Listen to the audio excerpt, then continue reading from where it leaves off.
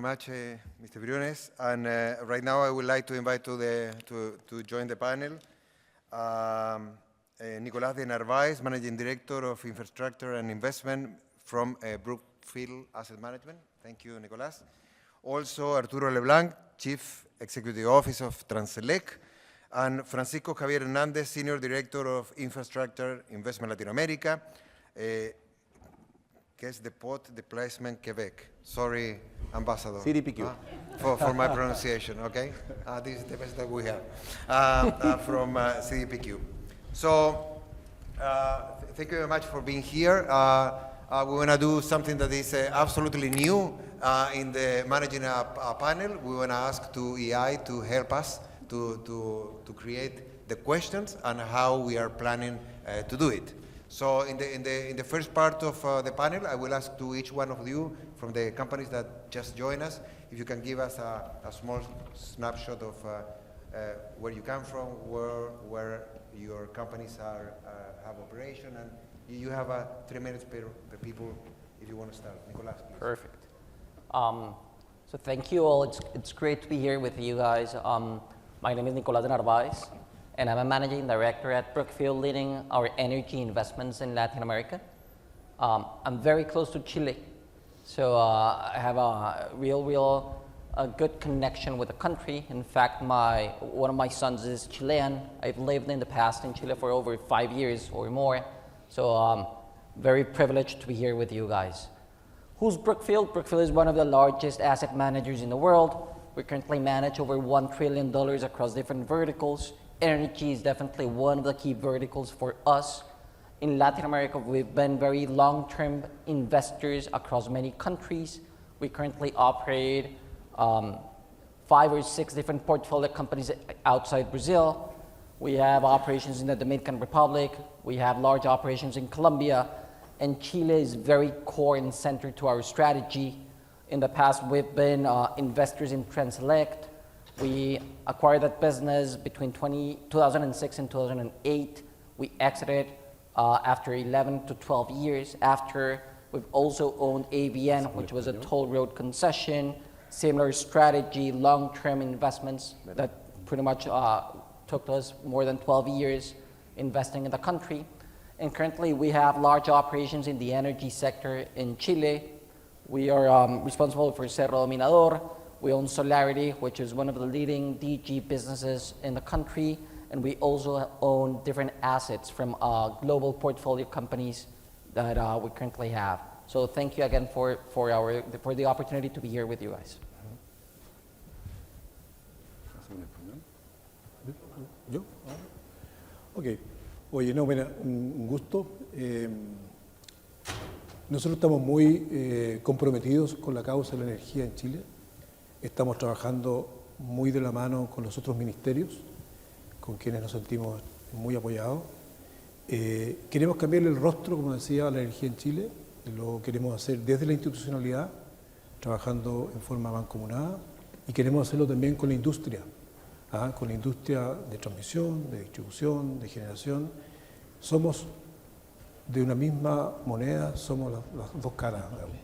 Y esto no se puede hacer de otra forma que no sea integrándonos, trabajando mancomunados y viendo las soluciones y los desafíos que tenemos en conjunto para verlo.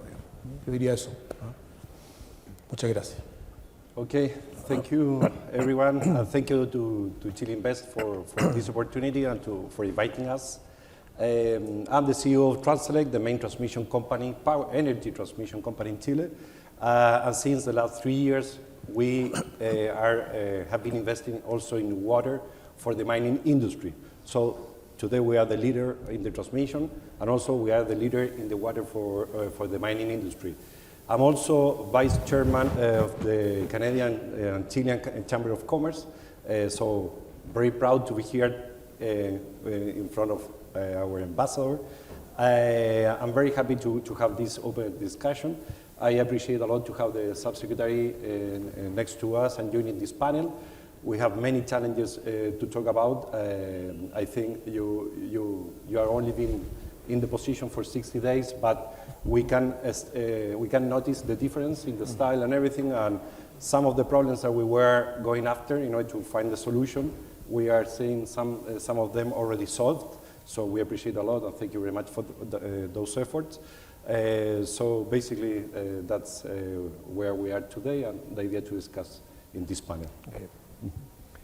And hi everyone, I'm Francisco Hernandez, an investment director for La Caisse, as we are known today.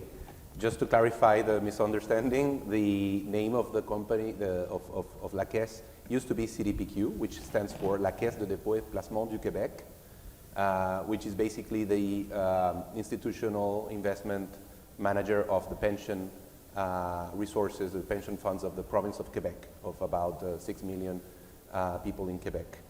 We are a global investor. We invest in many places around the world in 5 asset classes. We do infrastructure and energy. We have private equity. We do real estate. We have investments in capital markets and private credit. In Latin America, we've been investing since 2016, so 10 years already. We have total investments in the region of about 24 billion Canadian dollars, which is about 17 billion USD. And we have invested in Mexico, in Brazil, in Chile, in Colombia, and Dominican Republic. Particularly in Chile, we have about $1 billion of investments.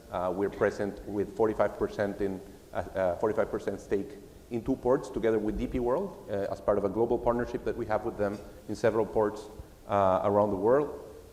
More recently, we took private Interjex last year, which happens to have a very sizable and interesting business in the energy sector, in the power sector in Chile. So now, because of that, we're present since a year ago in the energy sector in Chile as well. We have investments in real estate as well, and in sustainable lands through a partnership with San Jose Farms in Chile as well. Aside from that, the rest of Latin America, we do have the largest portfolio of renewables in Mexico, wind and solar, toll roads in Mexico as well, and in Brazil we have a partnership with ENGIE with the largest, around the largest pipeline, gas pipeline in the country, and a 100% owned transmission platform of with more than 4,000 kilometers of length. So very glad to be here and happy to discuss plans for Chile.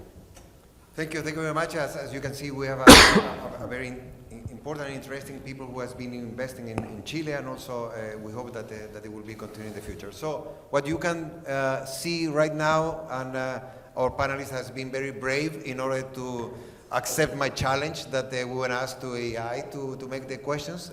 So we want to save the participant of a moderator for this panel.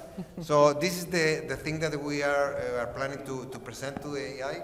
It's, I want to read it in Spanish, in the case that there is someone who cannot understand in Spanish, but we are describing who are the panelists, and I'm asking for preparing 1 question for each of them, that they need to be challenged, but at the same time respectful and interesting, and because this is one of the things that they have been asking, okay? So you need to be respectful. So what I plan to do is to have a conversation here, and for that, so are you prepared for that? Yeah. More or less. So, What if not? Let's let's see if it works. Copy Esto es como here. un concurso. Sí, conejillo de India, no sé cómo se dice en inglés. So this is the first time in the world that someone has been done. So besides how it works, you need to say that it was great, okay? So, and the solution, let's see. Okay, so it will be one question per people. Of course, if they ask you about the Greeks, you can answer whatever you want. But that's the idea. Okay, let's see. Okay, Mr. Briones, here is your question. ¿Si quiere responder? Ya, pero estoy Okay. tratando de... ¿Cuál es la Sí, mayor que no veo bien. el gap, la diferencia Ah. entre la estrategia de transmisión en Chile, la misión y lo que actualmente hace? A ver, yo diría que la mayor brecha que tenemos hoy día, si entiendo bien la pregunta, en materia de energía son dos cosas. Uno es la certidumbre que hay desde el punto de vista regulatorio. Hoy día el no tener claridad para algún inversionista de cuáles van a ser sus retornos de las inversiones que pueda hacer, lo complican, digamos, y desincentivan a la inversión y lo llevan a poner sus inversiones en otros lugares. Nosotros no queremos que eso ocurra y es un desafío enorme que podemos dar una certidumbre clara que dé tranquilidad a los inversionistas.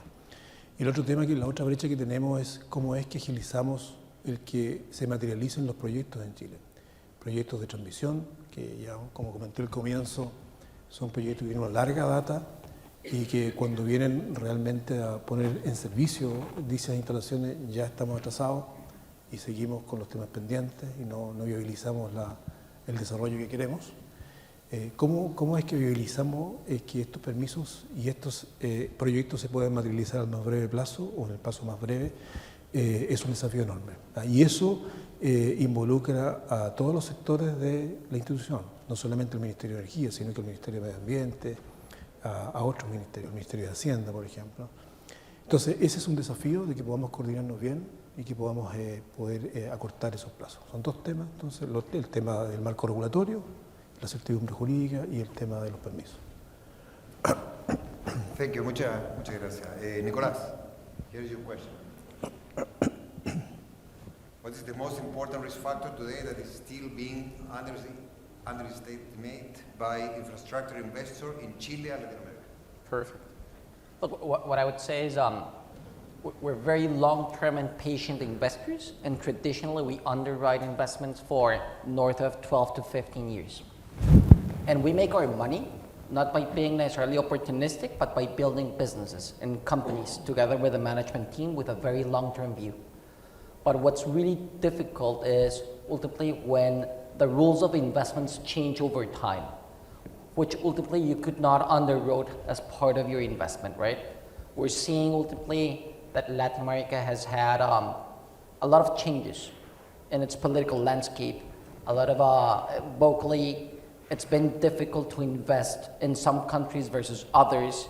You see, for instance, Chile, I'd say the past 4 years where there was some uncertainty around some regulatory points that clearly make our life difficult when underwriting a long-term investment.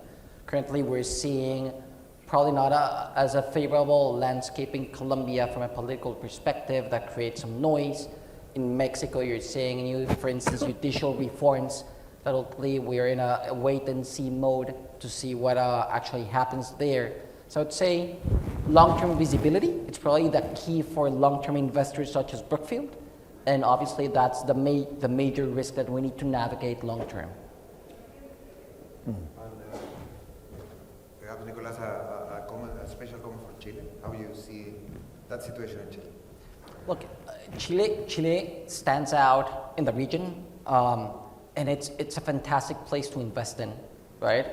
From a macro perspective, I would say that probably it has the most solid macro fundamentals of the region, and we're very bullish about the next decade in Chile.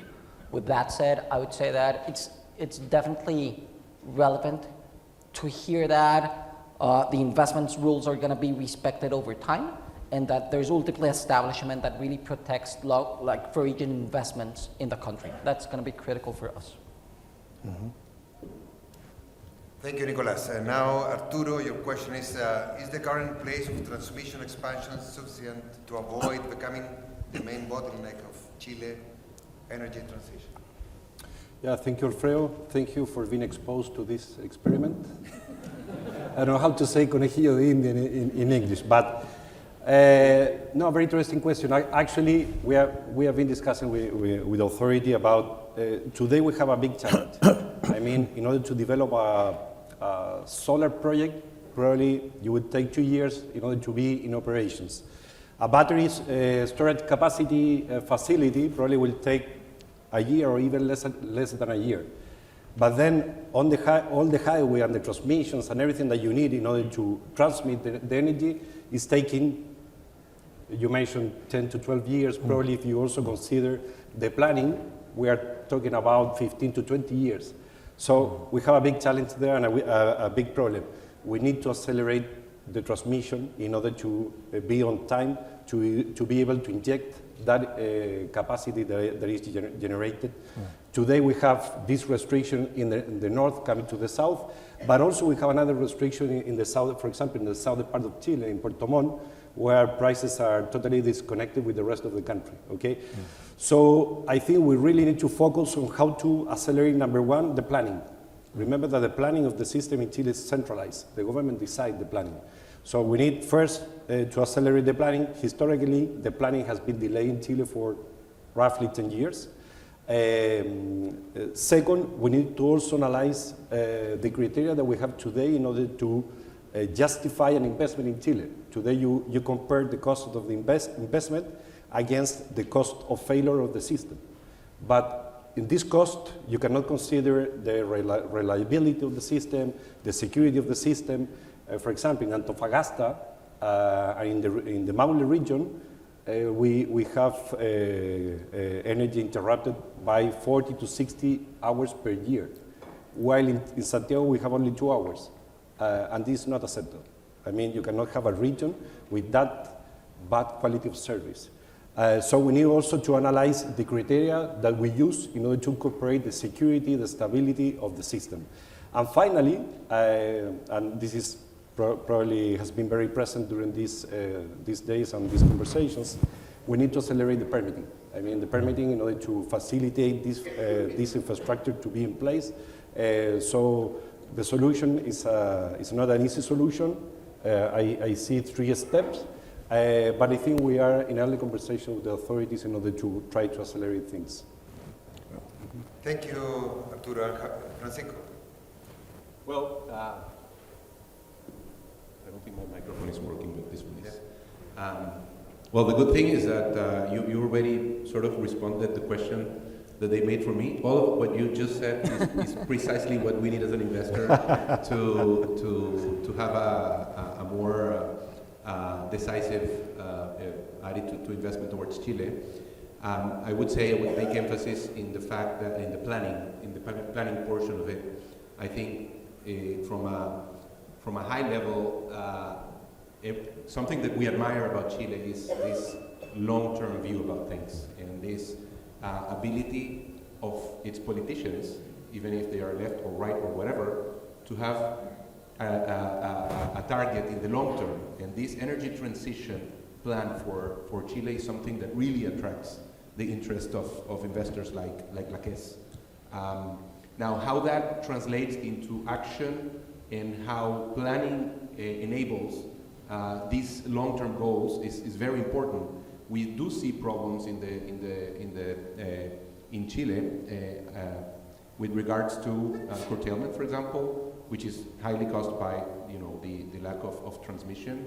We do see a lot of activity today to investing in stockage, so basically batteries. And I think something that would be very important for this new administration to consider is how do you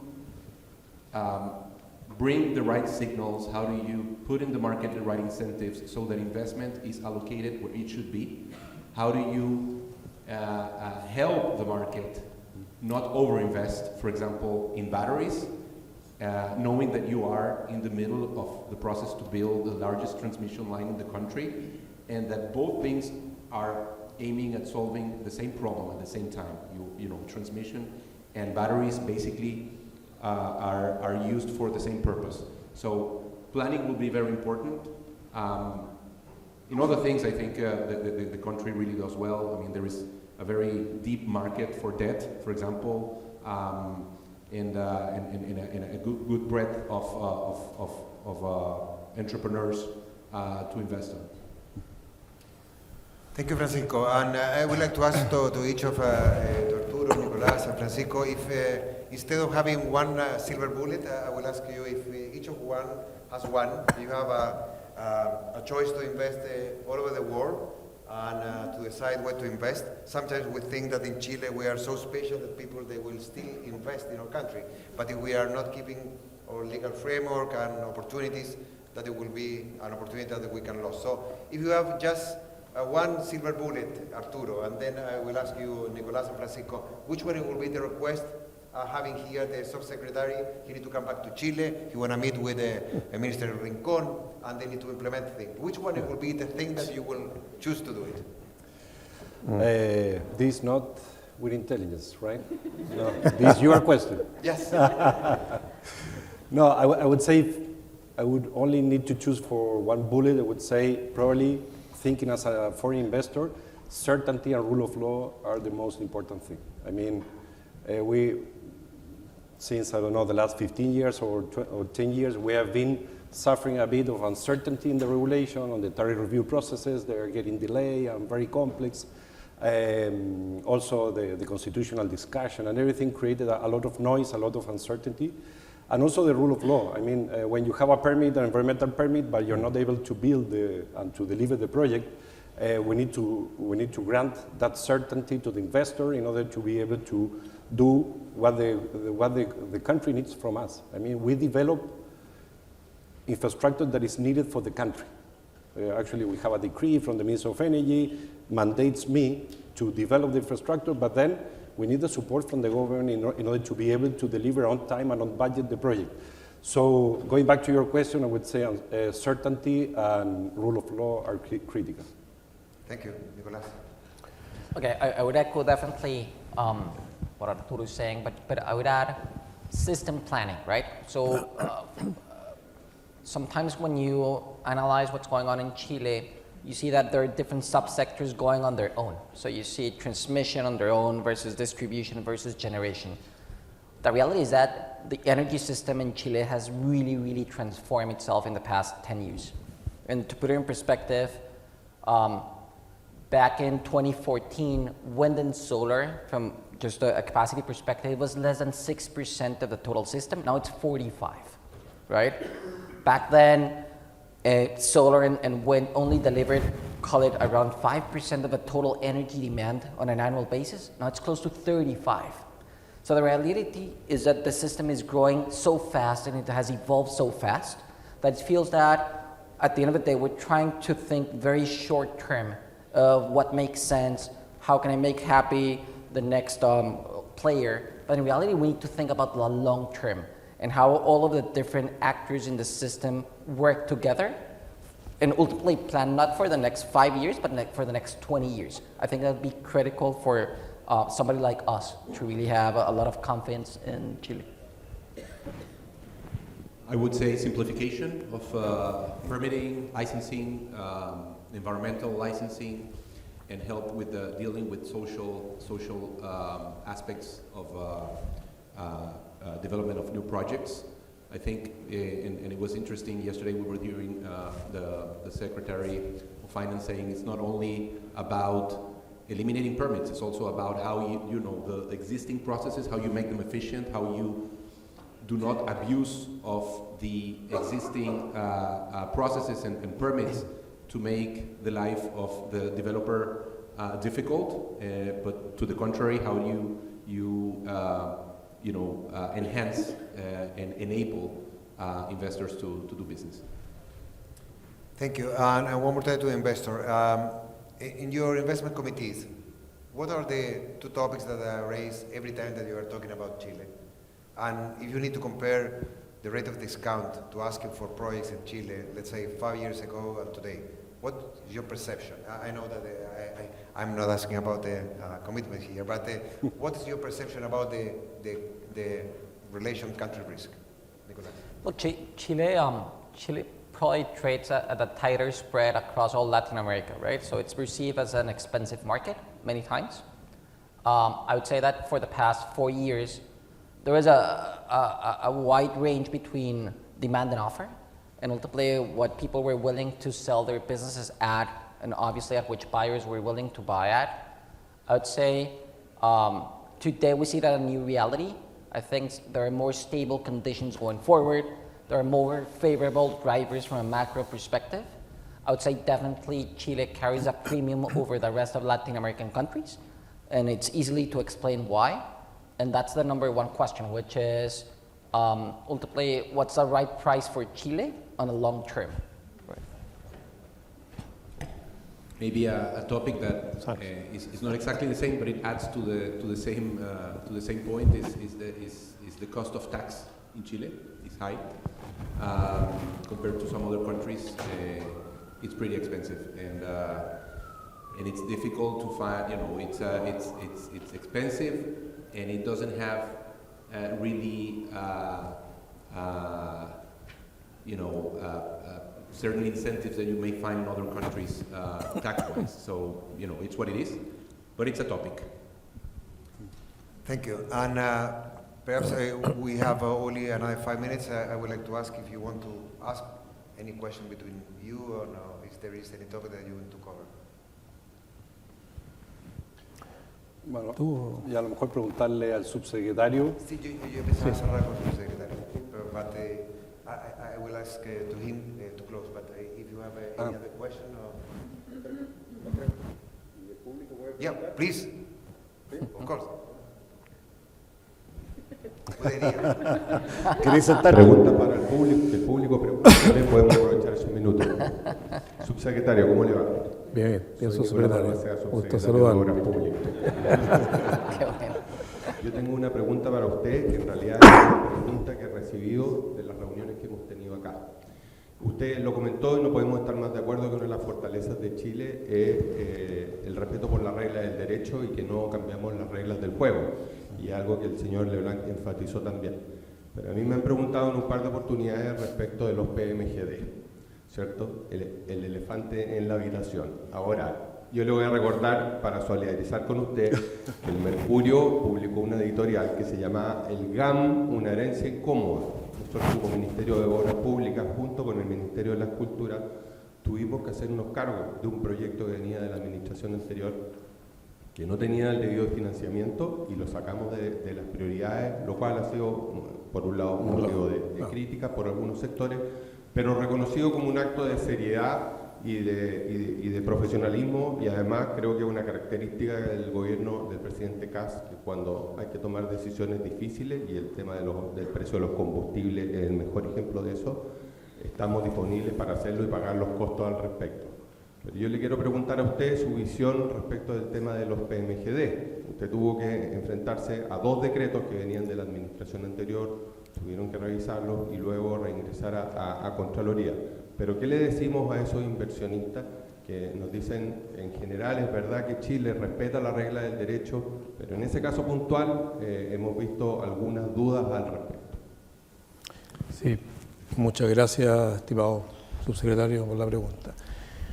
A ver, nosotros lo que queremos y lo que más queremos es que haya desarrollo e inversión en Chile. Eso no cabe ninguna duda, pero esta inversión y el desarrollo tiene que ir de la mano con precios justos que al final se traspasan al cliente final, que es el foco y el centro de nuestra política. Nosotros, la administración gobierna para que Chile le vaya bien, para que a las personas que viven en nuestro país y a los que quieran venir a vivir con nosotros e invertir, les vaya bien, digamos. En el tema de los PMGD yo creo que hay que distinguir también las etapas, ¿no? Hubo una etapa en que se pensó que propiciar el aumento de la generación renovable en un contexto de escasez de generación era muy positivo y lo sigue siendo, digamos. Y las reglas del juego en ese minuto propiciaban que se instalaran pequeños medios de generación distribuidos o pequeños medios de generación. Hoy día la situación es de tal forma que requiere que nosotros podamos ajustar eso. ¿Y por qué? Porque hoy día, de acuerdo a la mecánica que hay de precios estabilizados, no da cuenta de una operación ajustada al orden de mérito de lo que requiere el parque generador. Es decir, cuando tú analizas cuáles son los costos de cada una de las centrales de producción, debes optar, y cualquiera de nosotros en su sano juicio haría, si fuera plata de uno, optar por aquel que fuera más económico.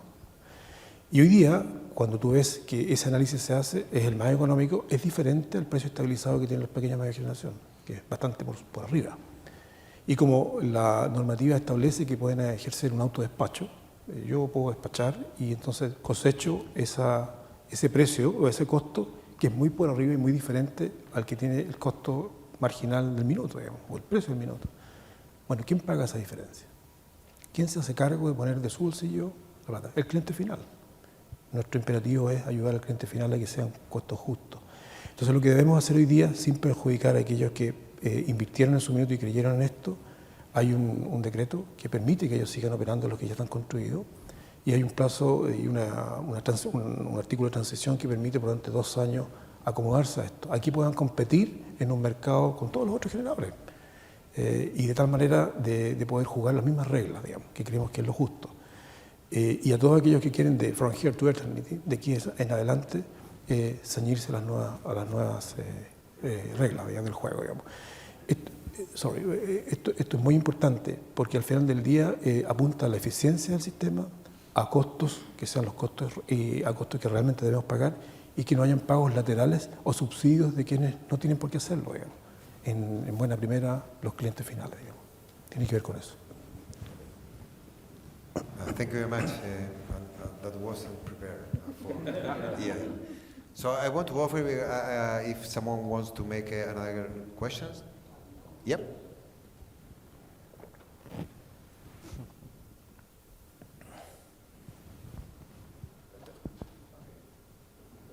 No, había uno. Siendo Chile definitivamente el país que más estabilidad... Gracias. Aló. ¿Me escuchan? Sí. Siendo Chile el país que más estabilidad y claridad en términos legales, ambientales, es decir, el mejor escenario para invertir, en estas reuniones que son muy enriquecedoras, nunca escuchamos que el gobierno de Chile o que de pronto el sector privado hable de geotermia, hable de hidrógeno blanco. Y entendemos que pues, el hidrógeno verde está en boga y es interesante, pero es costoso, tenemos problemas con el agua, que la energía solar, por supuesto que suma a la matriz y es económica, pero ¿por qué no geotermia e hidrógeno natural? Perfecto, muchas gracias. Sí, lo que puedo decir ahí es que estamos abiertos a otra forma de producir energía y que al final del día se va a traducir en la energía eléctrica, que es nuestro negocio y nuestro fin. Pero hay costos hoy día que el desarrollo nos lleva a un precio bastante más caro, digamos, que no son competitivos. Yo creo que lo que hay que mantener la mirada sobre esas fuentes de energía futuro, hay que buscar el desarrollo de eso y propiciar que se puedan integrar, pero cuando corresponda a precios que sean justos y asequibles a la comunidad, digamos, que es nuestro interés. Así que no los descartamos, están en el portfolio, pero en un mediano o largo plazo esperamos que se concrete. Thank you very much, Secretary. And I would like to thank special. I think we have here the regulator, we have investor, we have operation companies. So that has been very interesting, and to provide insight about what's going on with the energy. One more time, Subsecretario, muchas gracias por haber venido. Muy amable. Thank you very Gracias much. a ustedes. And with this, we conclude the panel. Thank you very much. Pasó rápido. Pasó muy rápido.